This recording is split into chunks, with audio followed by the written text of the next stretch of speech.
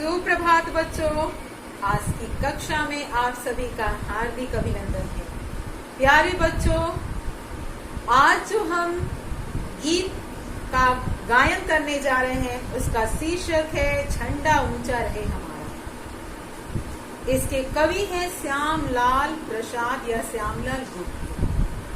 बच्चों, जब भी हम किसी वीर सैनिक को सीमा पर शहीद होते हुए देखते हैं या वीर रस की किसी कविता को या गीत को सुनते हैं तो हमारे मन में क्या भाव उत्पन्न होता है कि जब कभी अपनी मातृभूमि के प्रति अपने प्राणों को उत्सर्ग करने का मौका मिले तो हम अवश्य सहर्ष अपनी मातृभूमि के लिए अपने प्राण को उत्सर्ग कर देंगे। बच्चों, पुष्प की अभिलाषा आपने पढ़ी है ना कविता कि एक छोटा पुष्प भी क्या चाहता है कि मातृभूमि के मैं किसी काम आ जाऊं, उस रास्ते पर मैं बीच जाऊं जहां से वीर सैनिक देश की रक्षा करने हेतु आगे बढ़ते हैं। हमारे मन में भी ऐसा ही कुछ भाव रहता है। जब हमारे देश को स्वतंत्रता मिली तो कांग्रेस ने झंडा, तिरंगा झंडा को अपना प्रतीक बनाया। इससे पहले झंडा के ऊपर गांधी जी का गांधी जी जिस पर सूत काटते थे, आपने देखा है, उसी का चित्र उस पर बना हुआ था, चक्र का, और जिस पर सूत काटा जाता है उस वैसा झंडे का प्रतीक बना था। बाद में 3 रंगों वाले झंडा और बीच में चक्र जिस पर 24 तीलियां हैं उसको अपनाया गया। और इसी झंडा को जब प्रतीक माना गया तो इसके ऊपर झंडा गीत को लिखा गया, जिसको लिखने वाले कवि श्यामलाल प्रसाद थे। बच्चों, एक कवि के कलम में इतनी शक्ति होती है कि वह किसी के भी अंतर मन में देशभक्ति की भावना प्रज्वलित कर देती है।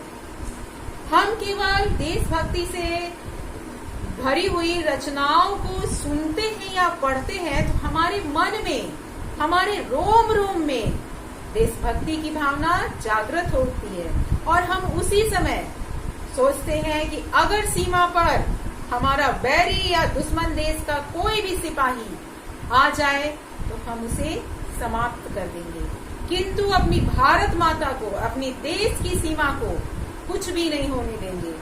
बच्चों, बड़ा ही सुंदर गीत है झंडा गीत। चलिए हम इसको गायन करते हैं। यह गीत आजादी से पूर्व लिखा गया, 1938 में इस गीत को प्रदर्शित किया गया। पाठ का शीर्षक झंडा ऊंचा रहे हमारा। विजयी विश्व तिरंगा प्यारा, झंडा ऊंचा रहे हमारा। सदा शक्ति बरसाने वाला, प्रेम सुधा सरसाने वाला, वीरों को हर्षाने वाला, मातृभूमि का तन मन सारा, झंडा ऊंचा रहे हमारा। विजयी विश्व तिरंगा प्यारा, झंडा ऊंचा रहे हमारा। सदा शक्ति बरसाने वाला, प्रेम सुधा सरसाने वाला, वीरों को हर्षाने वाला, मातृभूमि का तन मन सारा, झंडा ऊंचा रहे हमारा। स्वतंत्रता के भीषण रण में लड़कर जोश भरे छन छन में, स्वतंत्रता के भीषण रण में लड़कर जोश भरे छन छन में, कांपे शत्रु देख कर मन में मिट जाए भय संकट सारा, झंडा ऊंचा रहे हमारा, झंडा ऊंचा रहे हमारा। इस झंडे के नीचे निर्भय ले स्वराज हम अब चल निश्चय। इस झंडे के नीचे निर्भय ले स्वराज हम अब चल निश्चय। बोले भारत माता की जय, स्वतंत्रता है ध्येय हमारा, झंडा ऊंचा रहे हमारा। आओ प्यारे वीरों आओ, देश धर्म पर बलि बलि जाओ। आओ प्यारे वीरों आओ, देश धर्म पर बलि बलि जाओ। एक साथ सब मिलकर गाओ, प्यारा भारत देश हमारा, झंडा ऊंचा रहे हमारा, झंडा ऊंचा रहे हमारा। इसकी शान न जाने पाए, चाहे जान भले ही जाए।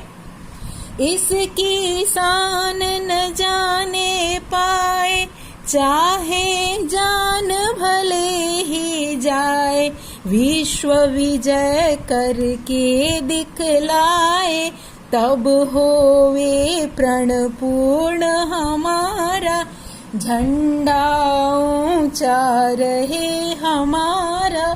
विजयी विश्व तिरंगा प्यारा, झंडा ऊंचा रहे हमारा, झंडा ऊंचा रहे हमारा।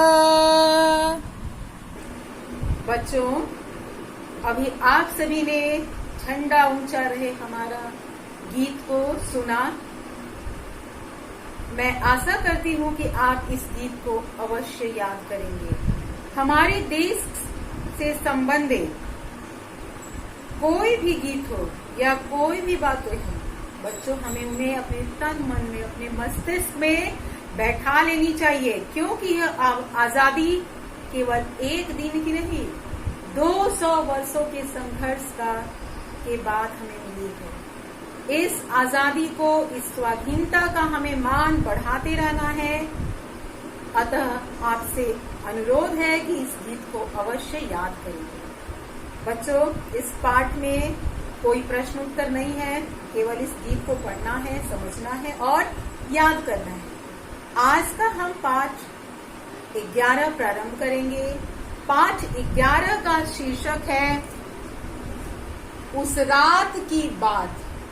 ये ध्यान रखिएगा बच्चों कि किसी भी शीर्षक से हमें पूरे पाठ की जानकारी मिलती है। पाठ का शीर्षक उस रात की बात। यह एक घटना प्रधान कहानी है, मतलब कोई एक ऐसी घटना हुई है जिसने किसी व्यक्ति के सोचने के तरीके को बदल दिया है। और इस कहानी के कथाकार है मिथिलेश्वर। तो इनका हम संक्षिप्त जीवन परिचय जान ले। मिथिलेश्वर, कथाकार मिथिलेश्वर का जन्म 31 दिसंबर 1950 को बिहार के भोजपुर जिले में हुआ था। बच्चों, हमारा बिहार राज्य कितनी गाथाओं, कितने लेखकों और कवियों के संघर्ष, उनकी चेतना और उनके ज्ञान का प्रतीक है। तो देखिए कि कथाकार मिथिलेश्वर ने भी बिहार राज्य में और बिहार राज्य के भोजपुर में जन्म लिया और ग्रामीण क्षेत्रों से संबंधित कथाओं को लिखा, समस्याओं को उजागर किया। ये मुख्यतः ग्रामीण जीवन से संबंधित कथानकों के प्रति समर्पित कथाकार थे। कहानी संग्रह इन्होंने अनेक कहानियां लिखी हैं, किंतु मैंने कुछ ही कहानियों का नाम लिया है। बाबूजी, दूसरा महाभारत, गांव के लोग, प्रियजन आदि। बच्चों मैंने इतना ही लिखा, लेकिन इनका जो शीर्षक आप पढ़ेंगे तो आपको पता चल जाएगा कि मिथिलेश्वर ने जो भी कहानियां लिखी है ग्रामीण जीवन से संबंधित कहानी। तो हमारे पाठ्य पुस्तक में जो यह कहानी है उस रात की बात, इस कहानी में ऐसा क्या है, किस समस्या को उजागर किया गया है, उसको आज हम पढ़ेंगे। कहानी उस रात की बात।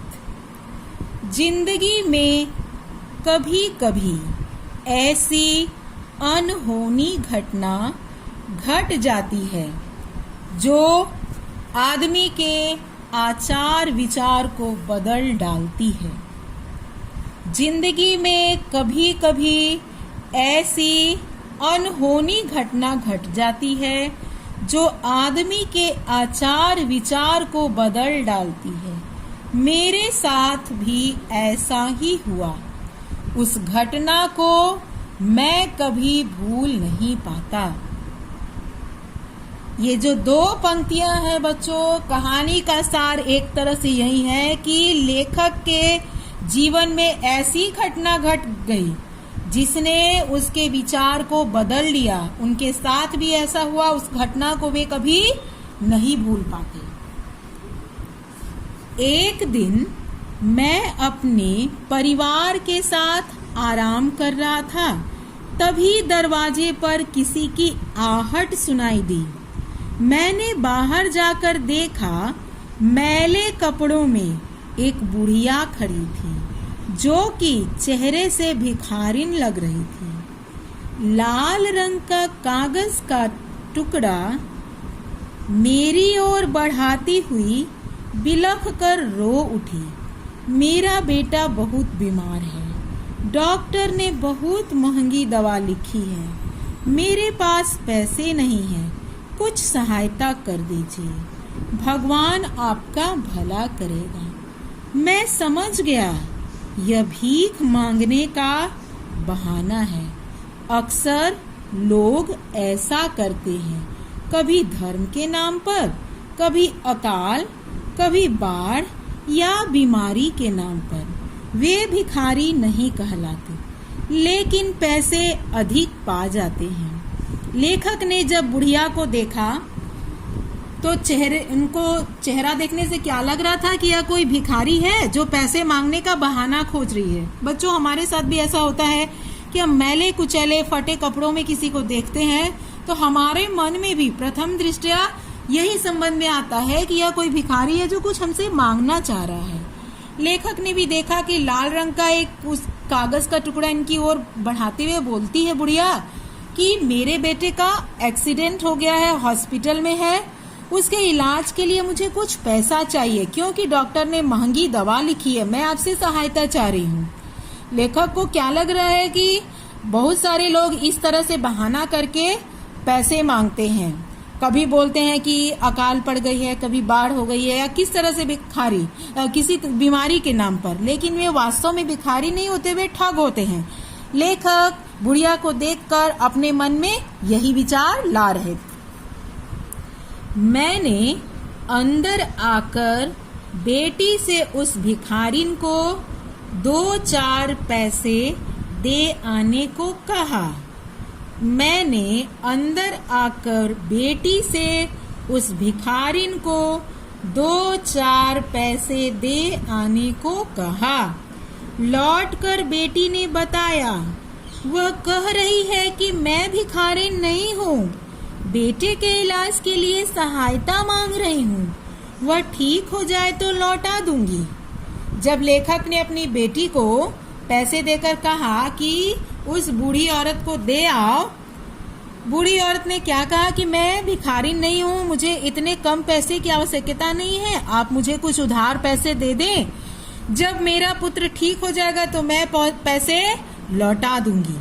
मैंने बेटी को समझाया ये सब भीख मांगने का तरीका है, पैसों के लिए ये लोग क्या क्या नहीं करते, छोड़ो थोड़ी देर में खुद लौट आएगी।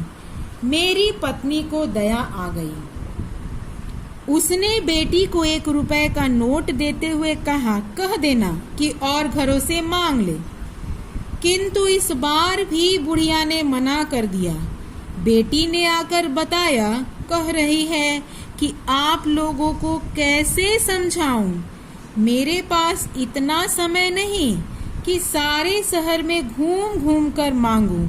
विपदा में मेरी मदद करें, ऊपर वाला आपका घर भरा रखेगा। लेखक की पत्नी को दया आती है तो 1 रुपया बेटी को थमाकर बोलती है कि जाओ ना, उसको बोल दो कि ये रुपया रख ले, 1 रुपया, और दूसरे घरों से मांग ले। बुढ़िया बार बार समझाने का प्रयत्न करती है कि वह एक विपदा में, मुसीबत में पड़ी है, वह भिखारिन नहीं है, उसका बेटा हॉस्पिटल में है, उसको कुछ रुपयों की सहायता चाहिए, मदद चाहिए। लेकिन लेखक और उनकी पत्नी को यकीन नहीं आता है। सुन लिया ना, नखरे भी पूरे दिखा रही है, इससे बात करना ही बेकार है, छोड़ो, चली जाएगी अपने आप।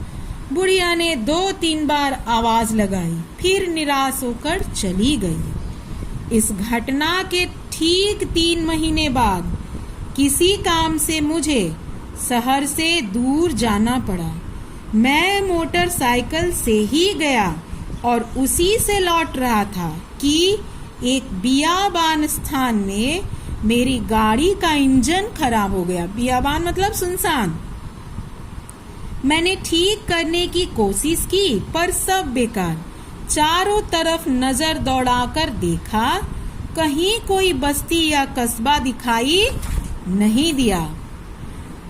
लेखक इस घटना को, जो बुढ़िया उनसे सहायता करने जाती है, लेखक और उनकी पत्नी सहायता नहीं करते हैं। घटना को 3 महीने बीत जाते हैं। लेखक एक सुनसान रास्ते से अपनी मोटरसाइकिल को लेकर गुजर रहे होते हैं। अचानक से उनकी गाड़ी का इंजन खराब हो जाता है। बार बार ठीक करने की कोशिश करते हैं, लेकिन आसपास में कोई भी उनकी गाड़ी ठीक नहीं होती और कोई भी बस्ती या कस्बा नहीं दिखाई देता है। बच्चों, यहाँ तक जो हमने कहानी पढ़ी उससे क्या समझ में आया कि एक निर्धन बुढ़िया लेखक के दरवाजे पर सहायता मांगने आती है। लेखक और उनकी पत्नी उसको भिखारिन समझते हैं और समझते हैं कि ऐसे लोग झूठ मूठ का बहाना करके पैसे मांग रहे हैं और वे कुछ रुपए देकर उसको हटा देना चाहते हैं और कहते हैं कि दूसरे घरों से मांग लो, जैसा कि आमतौर पर हम भी ऐसा करते हैं। लेकिन कभी कभी क्या होता है कि हम वास्तविकता से परिचित नहीं हो पाते हैं। जैसे लेखक भी उस समय बुढ़िया की वास्तविक स्थिति से परिचित नहीं हो पाए थे और इस घटना को 3 महीने बीत जाते हैं। लेखक एक रास्ते से सुनसान स्थान से गुजर रहे होते हैं तो उनकी मोटरसाइकिल खराब हो जाती है। अपनी मोटरसाइकिल को ठीक ठाक करने की कोशिश करते हैं, लेकिन वह ठीक नहीं हो पाती है। आसपास नजर दौड़ाकर देखते हैं कि कोई गांव में या कस्बा है, उनको नहीं दिखाई देता है। लेखक डर जाते हैं। आगे की जो कहानी है बच्चों, अब हम अगली कक्षा में पढ़ेंगे। बच्चों, जो भी हमने यहाँ तक पढ़ा, इससे हमें कुछ न कुछ सीख अवश्य मिल रही है। आपको गृह कार्य में कथाकार मिथिलेश्वर की संक्षिप्त जीवनी और पाठ 11 के शब्दार्थ को लिखना है। धन्यवाद बच्चों।